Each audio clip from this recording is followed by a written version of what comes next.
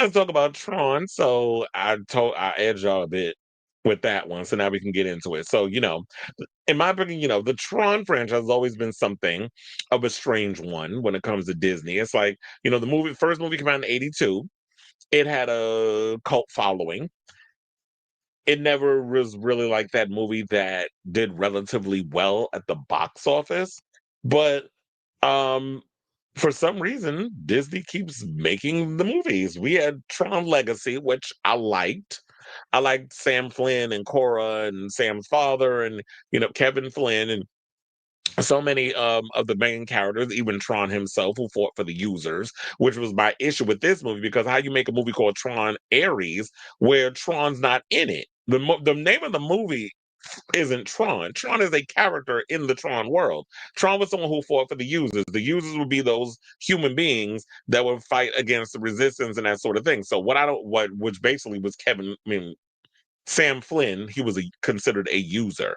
When you look at the Asian girl that was at the head of MCon and all this stuff, she would be considered a user. So, um, when you don't have Tron in the film, how do you make a movie with him? So it just seemed like that Jared Leto was more concerned about making something more or less about him and making it that thing than making a really interesting Tron movie, and now it's flopped at the box office. So I like the franchise, but I never expect, in my opinion, honestly, I'm just gonna say I never really expected this movie to be a hit. I was hoping it would do well, but I didn't know it was gonna be this bad. So according to Comic Book Movie, they said it's no secret that Tron Ares looks set to go down in history as a box office flop. This week in the movie limped past 103 million at the worldwide box office during its second weekend in theaters. Bad news for a blockbuster that cost more to produce than initially believed. Now, according to Deadline via sffgazette.com, the budget was not 170 million, wasn't even 180 million. Child, it wasn't even 200 million. The number was actually 220. $220 million they spent on this damn movie. So they said a staggering sum for a movie that's likely to make only 160 million at the global box office by the time its run ends. And that's being optimistic, which is worse because even with Tron Legacy, like Tron Legacy, I don't remember what the budget actually was. Hold on, let me see if I could look that up. Um Tron Legacy budget.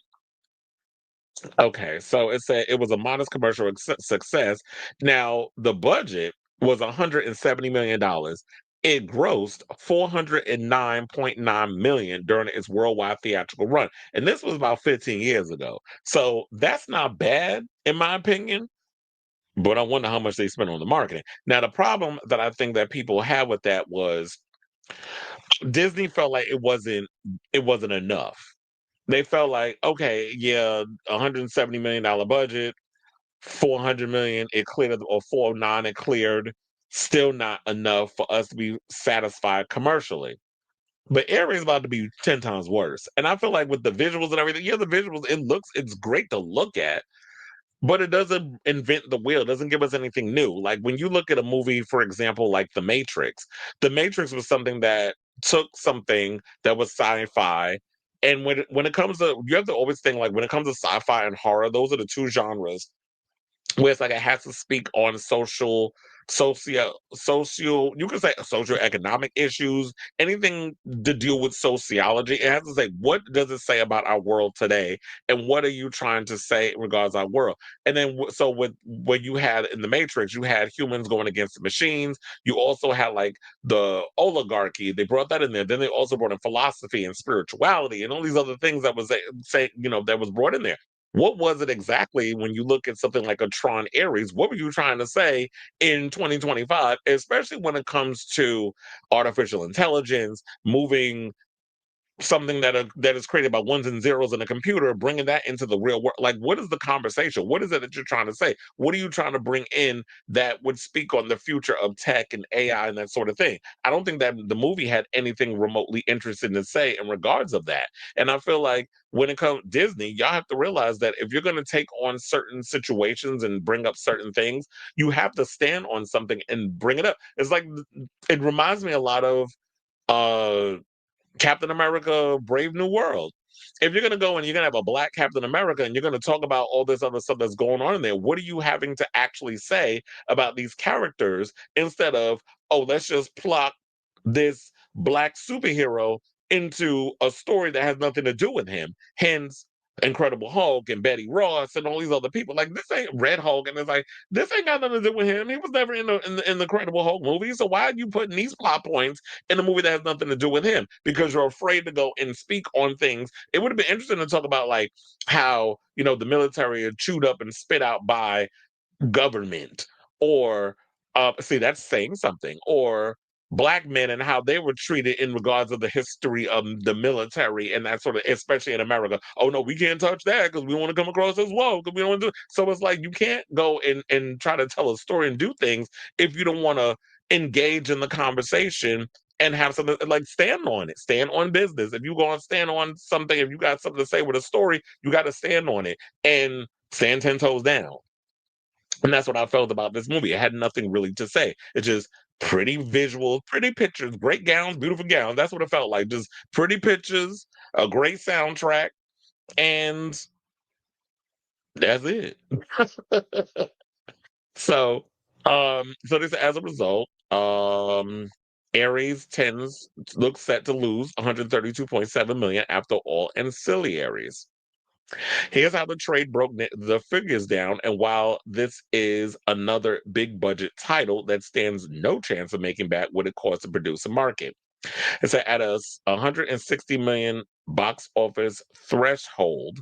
Tron Ares triggers 72.2 million in worldwide theatrical rentals, 37.6 million in global home entertainment, close to $100 million in global home television, with an extra 5 million from airlines, for a total of 214.8 million in revenues.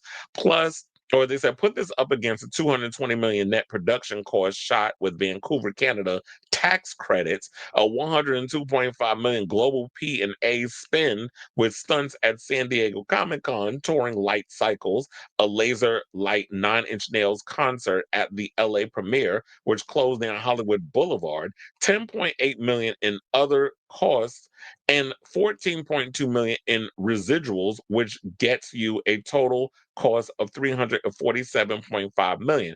That gets you up to a $132 million loss. Because the other thing about it, it's not just the money they put into producing the movie. You got to think about all the promotion that went into this film, like what they just brought up. It's like, the stunts they had to pull when they went to San Diego Comic Con. You had the light cycles. You had the concert at the LA premiere. Because I remember seeing that they shut down this whole thing where they had like this. Like, I was seeing the videos and stuff on TikTok where they were showing like 9-inch nails and it was playing the music and it was all like very cyber. Damn, what was the I always forget the term that I was thinking of. It was like it was looking very much damn, I forgot the term, but it it was looking very much we'll go with futuristic, because I couldn't, for some reason I'm drawing a damn blank with the cyber term that I was trying to use. Y'all probably can help me out in the because sometimes I'll be having my damn um brain farts. But anyway, so yeah, the study said, why did Tron Ares underperform? As one unnamed talent put it, there was no specific vision, to be honest. Well, didn't I just say that? And this is the first, I'm literally going through this, as commenting as I'm going through the art. And this is the first time I'm reading this, by the way. So they said there was no specific vision. And I got that from watching their damn movie. The idea that Disney would spend $250 million on a Jared Leto film that is a franchise that hasn't worked in 4 decades is insane. Well, according to Jeff Snyder, he said they pretty much made this movie because they have like a Tron theme park attraction at Disney World or something or another. But I'm like, well, damn, if that was the case, maybe y'all should have just started putting a lot of advertisements about the whole Disney World, because I didn't know about that until it was brought up in a conversation. While original plan called for Tron Legacy director Joseph Kaczynski, who directed F1, that's the last movie he directed, by the way, to return for a third movie with Olivia Wilde and Garrett Hedlund, it was always the plan for the grid to enter our world by the way of Ares, the character played by Leto.